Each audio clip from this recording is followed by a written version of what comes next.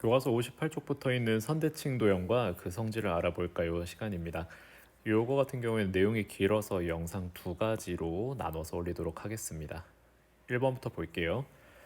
다음 그림은 주변에서 볼 수 있는 것들인데 그림을 보고 알 수 있는 점을 말해보재요. 지금 보시면 이 그림 같은 경우에는 공통적으로 세 가지 그림이 모두 공통적으로 특정한 선을 기준으로 위아래나 또는 좌우 좀 대각선으로 비스듬하게 이렇게 나누었을 때 양옆이 위아래가 똑같은 모습으로 나타난다는 것을 여러분이 확인하실 수가 있어요. 그래서 이런 식으로 그었을 때 경치, 나뭇잎, 비행기 모두 여기 여기 여기 여기 여기 여기가 모두 겹쳐졌을 때 동일한 모습이라는 걸 확인을 할 수가 있고요.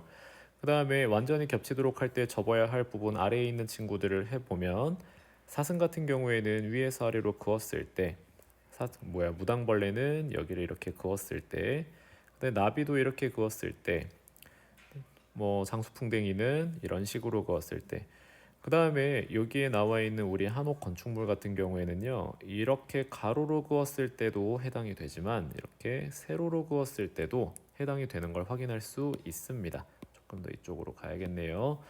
자, 그래서 접었을 때 겹쳐진다. 여기에서 보면 표현이 이런 표현이 있어요. 반으로 접어 완전히 겹쳐지도록. 이게 이번 시간에 말하는 핵심 내용 중에 하나인데 59쪽에 위에 보시면 똑같은 문제가 반으로 접었을 때 완전히 겹치는 도형으로서 이제 나옵니다. 우리 수학에서의 도형을 찾아볼 건데요. 어떤 친구들이 반으로 접었을 때 겹치나를 봤는데 일단 우리가 확인할 수 있는 친구들은 가 가능합니다. 그리고 나는 안 되고 사실 다까지만 가능한 상태예요.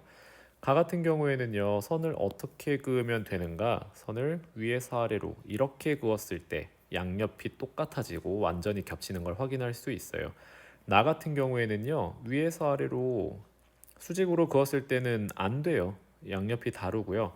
혹시나 해서 이렇게 대각선을 그어 보았는데 대각선 같은 경우에도요. 여기는 이만큼 뾰족한 데에 비해서 사실 오른쪽은요.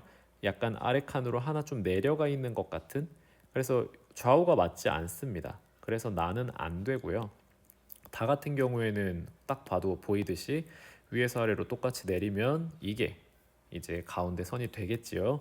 근데 라 같은 경우는 또 안 됩니다. 라는 세로도 안 되고요. 가로도 안 됩니다. 그랬을 때 혹시 몰라 대각선으로 그어 보더라도 확실히 양옆이 다르다는 걸 확인할 수 있고요. 마 같은 경우가 좀 헷갈립니다. 이게 평행사변형 같은 경우에 혹시나 대각선으로 그으면 되지 않을까? 라고 생각할 수 있는데 사실 대각선으로 그어서 나온 왼쪽이랑 오른쪽 도형들 있죠. 1번이랑 2번이 크기를 비교하자면 똑같아요. 하지만 1번을 만약에 접었다고 생각해 보세요. 그러면 뚜뚜뚜뚜뚜뚜뚜 이런 식의 형태가 돼야 되지 않을까요? 조금 부정확하지만 그렇기 때문에 아래에 원래 나와 있었던 도형과 선생님이 방금 새로 그렸던 이런 도형에 좀 차이가 있을 겁니다, 모양이. 그러니까 완전히 겹쳐지지 않는다. 그래서 겹치는 도형은 어떤 것들이 있냐면 가와 다가 있습니다.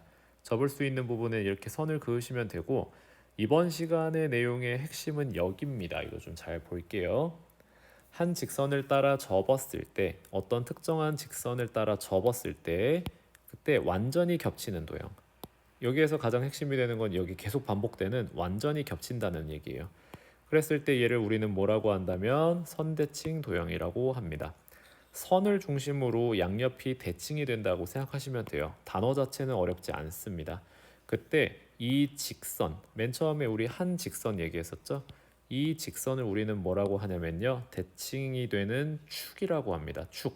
그래서 대칭축이라고 합니다. 대칭축을 따라서 접었을 때 겹치는 점이 나오고요. 겹치는 변이 나오고 겹치는 각이 나옵니다. 얘네들을 각각 우리는 대응하는 점, 대응하는 변, 대응하는 각이라고 부릅니다. 각각 대응점, 대응변, 대응각. 지금 예시를 보시면 오른쪽에 이 그림이 나와 있는데요. 이 점이 있습니다. 이 점을 이 선, 가운데 있는 대칭축이라는 이 축을 기준으로 이만큼 간 만큼 이만큼 또 갔을 때 대응하는 점이 여기 있죠. 이 대응하는 점이 서로 대응점이다. 그 다음에 여기에 있는 대응각, 이 각을 예를 들어서 이 각이 이 위치, 대칭축을 지나 반대편에 있는 요 각들이 서로 대응하는 각이라서 대응각이라고 표현합니다. 대응변, 만약에 여기에 변이 하나 있습니다. 아래에 변이 하나 있는데 이 변과 접었을 때 만나는 친구는 얘죠. 그래서 서로 대응하는 변이라서 대응변. 대응점, 대응각, 대응변, 그 다음에 대칭축이라는 요 가운데 선까지 여러분이 잘 기억하셔야 되고요. 3번 보시면 선대칭 도형을 찾아 대칭축을 그려보세요. 선대칭 도형을 모두 찾아볼게요. 가는요, 어디에 그어도 된다 싶죠. 그래서 가는 선대칭 도형이 맞습니다. 일단 동그라미 쳐볼게요. 나도 선대칭 도형이 맞아요. 다도 맞습니다. 라 맞아요. 마 같은 평행사 변형은 아까 안 된다 그랬었는데 평행사 변형도 평행사 변형 나름이에요. 근데 지금 얘 같은 경우에는 이렇게 선을 그어도 안 되고 이렇게 선을 그어도 안 되고 대각선으로 그어도 약간 모습이 다르기 때문에 마는 안 됩니다. 마는 안 되고요. 바는 가능해요. 그래서 정리하자면 선대칭 도형을 모두 찾아보자면 가, 나, 다, 라, 바까지 5가지가 선대칭 도형이고요. 대칭축을 한번 그려볼게요. 대칭축을 가 같은 경우에는 어떻게 그릴 수 있을까요? 가는 가로로 그어도 되고요. 세로로 그어도 되고요. 대각선으로 그어도 되고요. 또 대각선으로 그어도 되고요. 좀 위치가 어긋났네요. 그래서 굉장히 많아요. 사실 또 계속 그릴 수 있는 가 같은 도형도 존재합니다. 여기까지만 그릴게요. 나는요, 어떻게 그려야 될까요? 나는 위에서 아래로 그으셔도 되고요. 가로로 그으셔도 됩니다. 혹시 대각선은 되나요? 대각선은 안 돼요. 대각선은 얘를 가지고 기준으로 접으면 얘가 있는 게 아마 이런 식으로 가지 않았을까요? 약간 좀 이상한데, 그러니까 이런 식으로 가서 여기에서 요만큼 위치가 비슷했을 거예요. 근데 지금 현재 형태는 이 부분이 지금 아니죠. 그래서 나는 이 대각선은 안 됩니다. 이건 여러분이 참고로. 다는 딱 하나 가능하네요. 가로로 그었을 때 가능합니다. 세로, 대각선 모두 안 돼요. 라는요, 이렇게 그으면 위아래 겹치고요. 위에서 아래로 그으면 좌우가 겹칩니다. 또 있죠? 대각선도 돼요. 대각선도 됩니다. 여기까지 가능합니다.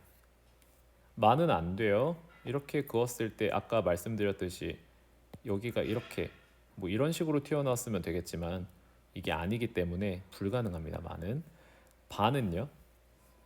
바는요, 라랑 비슷해요. 여기 되죠. 그 다음 위에서 아래 됩니다. 대각선도 돼요. 하지만 이 선 이외의 다른 선들은 안 될 것 같아요. 자, 그래서 가나다라 바까지 모두 그어 보았습니다. 이랬을 때 대칭축이 2개 이상인 친구들을 이제 쓰면 되겠죠? 가 됩니다. 나 돼요. 라 되고 바 됩니다. 가장 많은 도형은 가예요.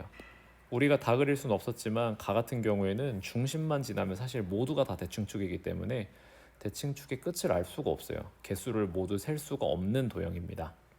자, 그래서 첫 번째 영상에서는요, 우리가 개념까지 설명을 하고 그 다음 영상에서 이제 60쪽부터 나와 있는 4쪽에 관련된 문제를 풀어보도록 하겠습니다. 끝.